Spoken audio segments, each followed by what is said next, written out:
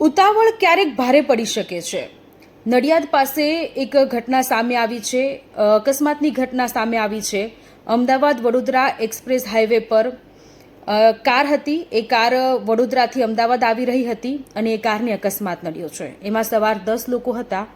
8 લોકોના ઘટના સ્થળે મૃત્યુ થયા છે। 2 લોકોને સારવાર માટે હોસ્પિટલ ખસેડવામાં આવ્યા, જ્યાં આ બંને લોકોના મૃત્યુ થયા છે। આપણી થોડીક ક્ષણની ઉતાવળ આપણે અને આપણા પરિવારને ખૂબ જ ભારે પડી શકે છે। GJ 27 EC 2578 નંબરની આ ગાડી કે આ ગાડીને અકસ્માત નડ્યો।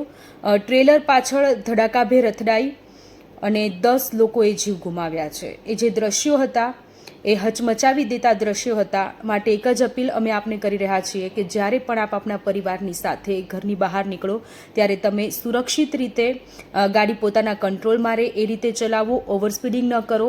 આ સાથે ટ્રાફિકના જે નિયમો છે તેનું ચોક્કસથી પાલન કરો। સલામત રહો।